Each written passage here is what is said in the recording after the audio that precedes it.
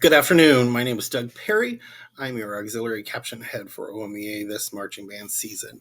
The purpose of this video is to kind of break down the new auxiliary rubric and explain kind of what the adjudicators are looking for, intending to help some directors, guard instructors, and everybody else just kind of understand exactly what we're digging into for adjudication this season. Okay, this is the same session we used with the adjudicators this summer. So this is kind of what they're all going to be looking for. So hopefully this is helpful. If you have any questions ever, please, my email is there. My phone number is listed. I'm more than happy to help. Going into the sheet. Okay, when you look at your new top box, the top box has all these sub captions. The program, the effort changes, dynamic qualities, audio visual coordination, variety and range, artistry details, effective staging, productive value. This is all the sub captions that we're looking for within the top box. Okay, my goal is to kind of go in depth a little bit more on each one of these so that as you're planning for this season, you're keeping this in mind. My definite hope is that the guard instructors and the directors are in contact with the drill writers, with everybody that's part of your visual program, that we can take this into consideration as we're planning for this season. Okay, first section, breaking down the top box. The very first thing in there was program. When we see the word program, we're thinking about the music visual interpretation, your drill, the body, the equipment, the use of the triad. Okay, as the judges, we are looking at the entire musical visual package as a whole. How does their overall use of body, equipment, travel method, and thematic events contribute to the overall program? Is the program complete? Is the use of movement, body, and form present throughout? Are we moving and spinning at the same time? Do we have a body happening underneath the equipment? Okay, so that's all areas that are going to be broken down within the subcaption program. Next section talks about your effort changes and dynamic qualities. So this is looking at the actual vocabulary. Do we have style changes within the dynamics, within the vocabulary that meet what the band is doing audio-wise? Looking at the phrasing, looking at the layering, dynamic representation. Okay, what are the responsibilities of the auxiliary with respect to control of equipment, body movement, and dance? Okay, and the demand they're putting into it. Do the routines provide change with uses of equipment, hand positions, use of different parts of the equipment, different muscle groups for movement, interpretation? How much? Are we using different layers? Are we using different hand positions? Are we doing left-handed work? Are we doing right-handed work? Are we using different planes? Discussing the idea of texturing. If the band is playing 3 or 4, one melody and a counter melody, are we potentially picking up both those, adding that dimensionality, adding that texturing of the work? Does the routine fulfill the phrasing of the music? If the band's giving us a 16-count phrase, are we seeing a 16-count phrase coming from the vocabulary? Is the length of the phrase appropriate? If the move is a 24-count move and the phrase is a 24-count move, are we fulfilling those 24 counts? Okay, multi-phrasing exists. That's what I kind of talked about. If the tubas are playing some kind of ostinato, picking up accents, maybe we have a group picking up that while somebody else is picking up the woodwind feature or the brass feature, adding that multi-phrasing layering. Does the routine provide for rise and fall? Easy ways to do rise and fall. You can look at the number of people that are spinning. When we get to those huge big impacts with the band, maybe that's the moment we have the full guard spinning compared to some of the down moments where we just have a small group or maybe an A and B kind of moment. Okay, audio-visual coordination. That's a fancy way of saying, are we seeing what we're hearing? The visual representation of the audio, the equipment, does the equipment match what we're doing? Visual tempo, visual dynamics, visual length. Okay, breaking that down, do you see what you hear? Is the variety in equipment reflective of what you are hearing?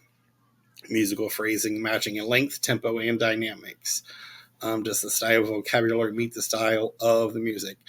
Maybe the guard is spinning with a higher velocity to match the velocity or the dynamic of the work. Maybe that's a double time moment for the guard, that they're spinning during a ballad. Maybe they're picking up a lot more of the double time to add that velocity and add that driving force to what we're hearing. Okay, variety and range. This is looking again in the vocabulary, looking at where our hand positions. Are we doing everything on tape? Are we doing things with a tab? Are we doing things at the end of the pull? Plane changes. Are we staying in the same plane? Are we changing planes? Height changes. Layering, body movement. Okay, so we're talking about the range of skills presented as a full unit, the variety in regards to hand positions, planes, left hand control, heights, all of those different things you can use to change the velocity and the dynamics within the music. Layering within the auxiliary, again, we're talking, is there more than one musical line being picked up? Is there variety in the body movement underneath the equipment? Are we doing a variety of lower body underneath? All things we're kind of considering.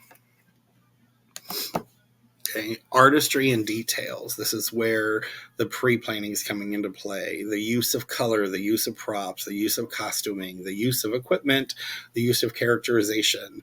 Okay, some of our shows have a deep character. Are those guard members representing that characterization, and is it showing throughout the show? Okay. Same questions. Does the use of color enhance the visual artistry? Does the use of props enhance the visual artistry? Does the use of costumes? Does the use of equipment? Does the guard exhibit a character? These are all things that kind of go into that overall artistry within the show. Okay. Effective staging. Is the staging of the guard well throughout? Well thought? Is it well throughout? Is there variety? Are they incorporated? Are the transitions planned? Okay. Does the overall staging draw your eye to the intended visual support? If we have a woodwind feature happening on side one, we should have that visual support over there on side one helping support that. Does the staging allow for dynamic contrast variety? A tight guard or a spread out guard is all going to help build in that dynamic contrasting variety. Do all aspects of the staging support the audio? Okay. Again, is the visual support or your eye going to where you want your eyes to go to? Okay, transitions. We need to make sure that we understand where the visual representation the entire time. So even going to that equipment exchange, it needs to be thought out and it needs to be well paced so that we're not just running to a sideline, losing the visual support. Easy ways with a ripple, leaving one or two people out. It's just something to make sure we're keeping that visual support and we're not losing complete visual support because we're going to the sideline or we're going to a prop to get a new piece of equipment. Okay, transition equipment changes, same thing. Does the equipment change or the new introduction of color make sense visually? Are we adding new color in the middle of a phrase? Are we waiting to a giant impact? Are we waiting to a second movement? How are all those planned? Is the visual support present throughout the production? Is the guard incorporating the overall visual design to make sure that the guard's incorporated and seems integral to the visual design? So they're not just around the band or in front of the band. They're incorporated into the overall visual picture. Okay, production value. This is looking at your imagination, your creativity.